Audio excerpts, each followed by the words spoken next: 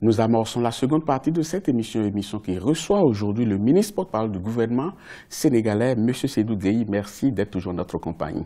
Je le disais tantôt, l'ancien ministre Karim Wade a bénéficié d'une grâce présidentielle. Est-ce que cette grâce était vraiment opportune? Le président de la République est la seule autorité habilitée à juger de l'opportunité d'une grâce, puisque c'est un pouvoir que la Constitution lui reconnaît, celle du Sénégal, notamment dans son article 47. Alors la raison avancée, c'est la raison humanitaire. La grâce est une mesure de clémence. Bien entendu. Donc la clémence, elle se justifie pour des raisons humanitaires. Voilà. Pas automatiquement. Hein. Pour être très clair, cette affaire de grâce présidentielle, elle est propre. Il n'y a aucune difficulté. Ceux qui voient une connexion, comme je l'ai dit tout à l'heure, avec le dialogue politique, mais ne mettent pas les choses sous leur bonne perspective. Mais ce qui étonne quand même beaucoup de Sénégalais, c'est que la grâce généralement est accordée à des prisonniers qui ont purgé la moitié de leur peine, mais qui ont été exemplaires pendant leur période de détention. Non, pas du tout, pas du tout. Ah. Pas du tout. C'est quoi la vraie version? 7193 Sénégalais ont bénéficié de la grâce présidentielle entre 2012 et aujourd'hui. Parce qu'ils ont rempli les conditions que je viens d'énumérer. Parce que, tout simplement, ils ont rempli les conditions d'avoir été condamnés, d'avoir une procédure judiciaire complètement aboutie. Ce sont les conditions pour avoir la grâce. C'est que la procédure judiciaire soit arrivée à son terme. Première chose. La deuxième chose, c'est d'avoir exécuté sa peine, puisque vous le savez, une grâce, elle peut être pleine, ou elle peut porter sur une partie. Mais dans le cas d'espèce, il faudrait que l'on comprenne très bien que les personnes qui ont été condamnées pour délit d'enrichissement illicite ont bénéficié de cette grâce, et cette grâce n'aura d'effet que sur le restant de la peine restant à courir. Les condamnations pécuniaires et financières, amendes et autres, sont toujours de rigueur. Alors depuis que cette affaire a commencé, pour le cas Karim Wade précisément, vous avez recouvré quel montant? Au dire du ministre de la Justice garde des Sceaux lors de sa dernière conférence de presse, ce qui a été recouvré se chiffre à plus de 50 milliards de francs CFA. Au titre de l'ensemble des mises en cause. Compte non tenu des procédures qui sont en cours. Des saisies sont opérées et elles sont évaluées.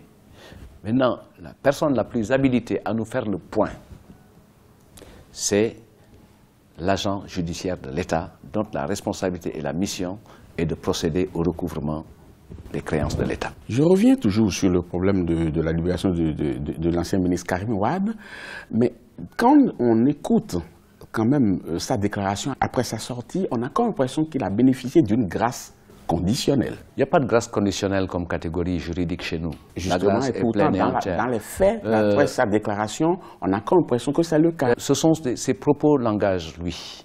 Ça n'engage pas le président Macky Sall, qui a pris la grâce sur la base des raisons humanitaires, un point, un tiré. Mais est-ce que vous comprenez quand même qu'on ait pu l'empêcher de se rendre dans certaines villes du pays à l'issue, juste à sa sortie de prison? Quand vous n'avez plus... Parce que selon sa déclaration, c'est comme ça, c'est le cas. Non, moi je ne réponds pas de ces choses-là. Mais est-ce que vous savez de quelle déclaration je parle? Mais celle qu'il a faite immédiatement après avoir... Parce qu'il dit exactement ceci. Citation, mon vœu le plus cher était d'aller, dès ma libération, dans nos villages, dans nos villes, à la rencontre des millions de Sénégalais qui m'ont assuré de leur soutien, m'ont accompagné de leurs prières et qui n'ont jamais douté de mon innocence pour les en remercier.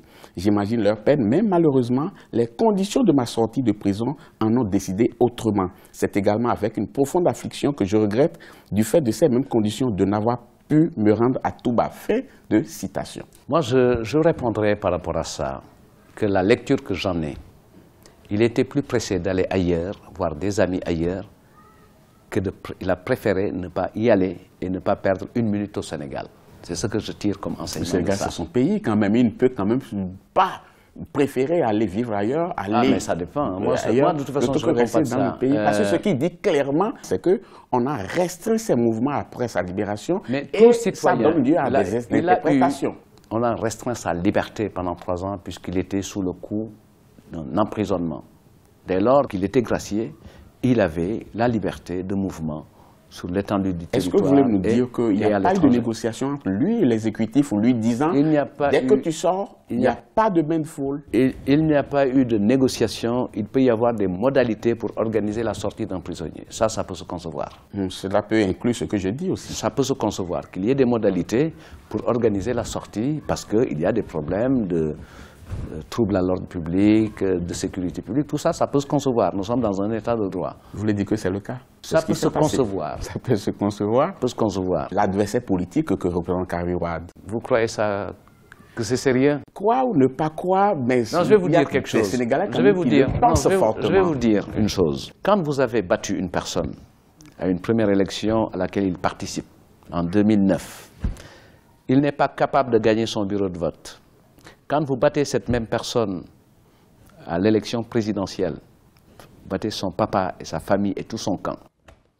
Et quand effectivement vous avez mis à nu cette personne, vous pensez qu'on peut craindre un adversaire politique qui n'a aucun fait d'armes? Je vais ajouter un autre camp aussi. Oui. Quand on a été victimisé aussi, mais on devient plus populaire aussi. Aujourd'hui, par la consécration de sa liberté à travers la grâce, nous venons de poser le dernier acte de sa culpabilité. Parce qu'il continue de dire qu'il est innocent, qu'il a été indûment accusé. Mais non, le Sénégal est un pays où les juges sont très sérieux. La procédure en matière de répression de l'enrichissement illicite, elle procède d'abord de soupçons, d'enquête, d'investigation et d'une mise en demeure. Et quand on vous donne la mise en demeure, vous disposez d'1 mois pour apporter les réponses. Mais tout le monde se souvient qu'à cette époque-là, à cette phase d'instruction, aucune réponse n'a été donnée. Quand on est arrivé en phase de jugement, la stratégie qu'ils ont développée était la suivante.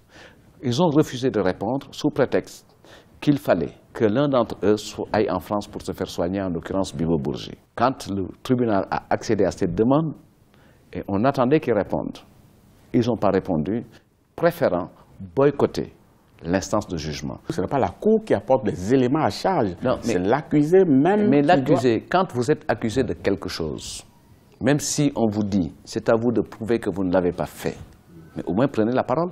Nous allons clore ce dossier en parlant des possibles pressions qu'aurait subi le président de la République. C'est vrai ou c'est faux? Aucune pression de mon point de vue.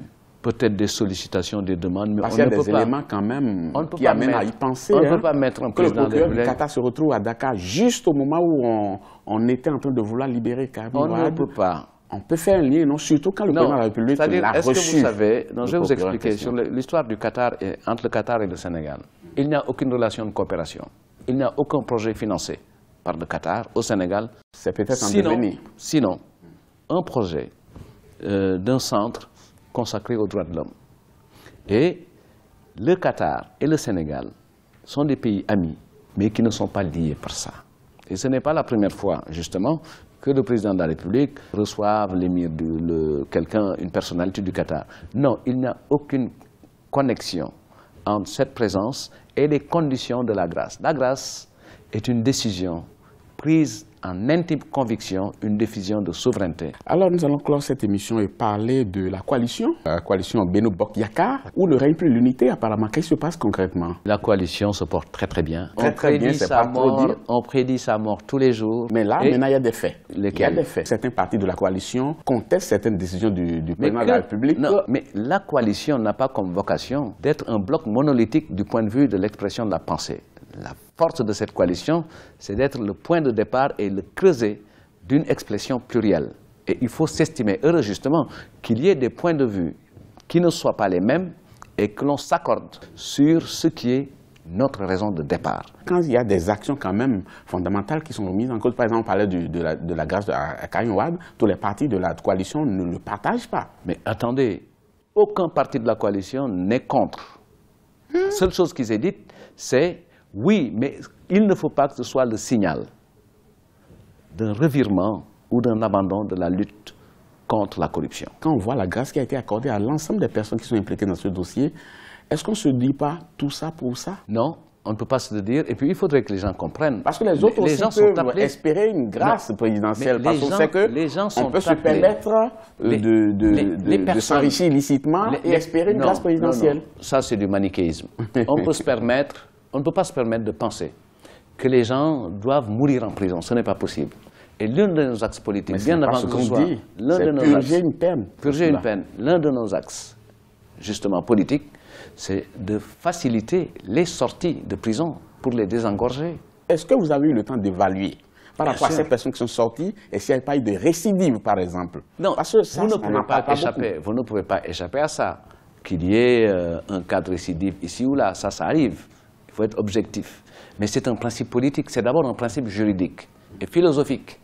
Puisque à côté d'une peine de prison, il y a les moyens de la rédemption et les moyens de la clémence. Monsieur Seydou Gueye, terminons cette émission pour parler de la prochaine élection législative. On se demande le parti, l'APR, comment il se prépare? Il veut y aller seul ou au sein de la coalition? Dans la perspective qu'il a vu venir au pouvoir, dans une perspective de coalition, avec Benno Bokk Yakaar, mais une coalition la plus large possible, puisque c'est ça l'engagement du gagner ensemble, gouverner ensemble. Puisque le fait de la coalition est un fait culturel au niveau de l'Alliance pour la République. Quand le président Macky Sall a créé le parti, il l'a appelé Alliance et c'était un appel à tous les dignes fils du Sénégal, forts des valeurs de vertu et des valeurs éthiques. Mais pourquoi ces partis-là n'ont pas disparu pour se mettre ensemble pour former un grand regroupement? Si tant est que c'est l'Alliance pour donner un signal fort, le président aurait pu aller jusque là-bas. Oui, mais à chaque jour suffit sa peine et pour certaines grandes choses, il faut un rythme. On ne peut pas avoir un rythme aussi intense pour construire le pays et harmoniser la vie politique. Mais je ne désespère pas qu'on arrive à une grande unité du bloc présidentiel en un seul parti. Monsieur Seydou Gueye, merci. C'est moi qui vous remercie. Je rappelle à nos téléspectateurs que vous êtes ministre porte-parole du gouvernement sénégalais. C'est un plaisir. C'est partagé et réciproque. Merci beaucoup. Chers téléspectateurs, ce sera tout pour cette émission. Merci beaucoup de l'avoir suivi. Je vous laisse en compagnie des programmes d'Africa 24. À bientôt.